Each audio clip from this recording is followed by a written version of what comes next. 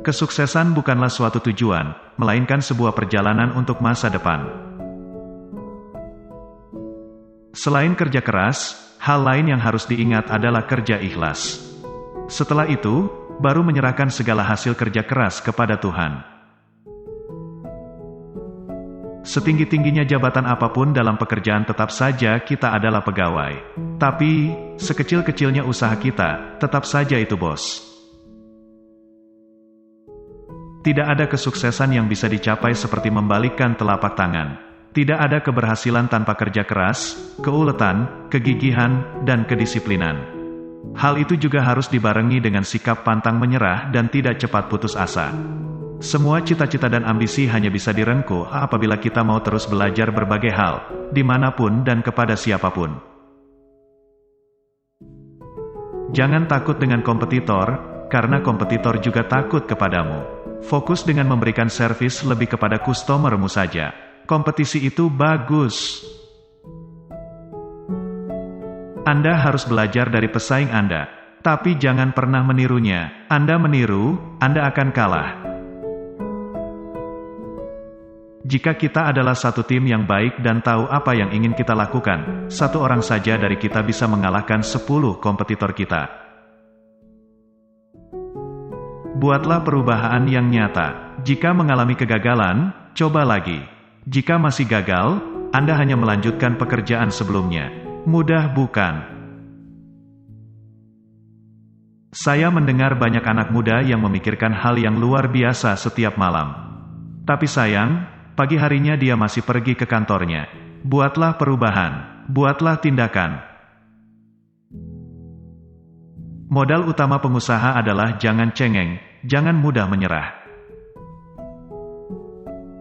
Bekerja sampai idola Anda menjadi rival Anda. Hari ini kejam, besok lebih kejam lagi. Tapi, esok lusa, hari akan indah. Kebanyakan orang mati sebelum perang dan tak mendapat kesempatan melihat matahari terbit. Saat usia muda, buatlah kesalahan. Jangan khawatir, Anda jatuh, Anda bangkit, Anda jatuh lagi. Nikmatilah, Anda masih muda, nikmati pertunjukannya. Jadi, sebelum usia 30, bukan perusahaan mana yang Anda tuju, tapi bos mana yang Anda ikuti. Kalau umur 30 tahun Anda masih miskin, itu salah Anda. Anda semua akan dapat berdiri di sini menggantikan saya apabila bekerja keras. Dan dibutuhkan kemampuan entrepreneur dan manajerial yang baik, tidak lagi semata-mata modal. Jika kamu ingin menang di abad ke-21 ini, kamu harus memberi wewenang kepada orang lain, memastikan orang lain lebih baik dari kamu. Maka kamu akan sukses.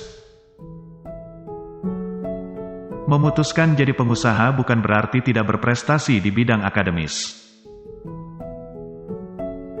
Kemenangan bukanlah prioritas utama dalam suatu perlombaan, tapi juga dapat menjadi pengalaman dan motivasi diri.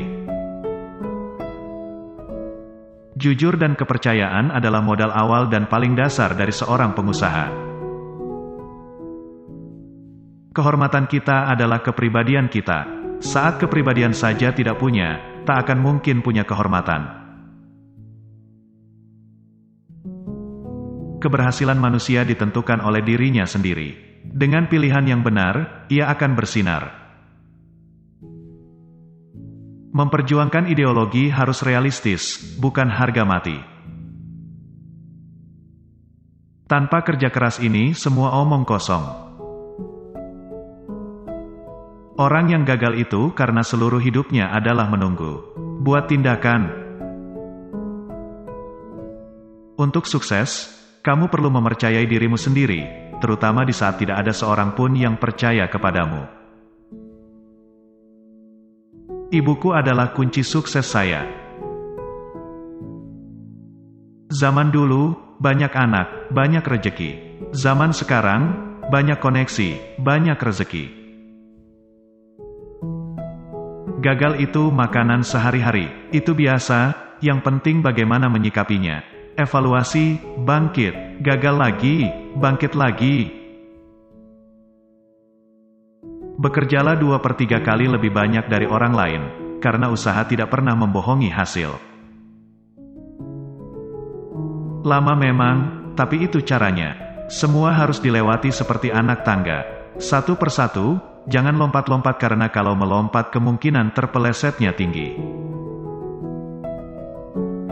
Berpikir positif adalah cara terbaik ketika tidak punya pilihan. Kerja keras dan kerja cerdas dapat memastikan keberhasilan, namun giving atau sedekah dapat memudahkannya. Kebijaksanaan sejak dari hati dan pikiran, tidak hanya dari ucapan. Menjadi pejabat, pohonnya memang tinggi, tapi buahnya tidak ada. Enak jadi pengusaha. Kalau kamu dikalahkan oleh pesaingmu, tidak akan ada yang kasihan kepadamu. Saat orang-orang menolakmu, belajarlah untuk menghangatkan tangan kananmu dengan tangan kirimu. Kamu tidak harus berada di peringkat 3 besar di kelas, menjadi siswa berkemampuan menengah tidak masalah, selama nilai-nilaimu tidak terlalu buruk. Hanya orang-orang di kategori ini, di peringkat menengah, yang memiliki waktu untuk mempelajari bakat lainnya.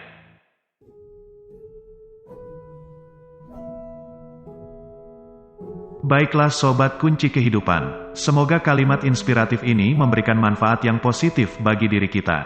Terima kasih.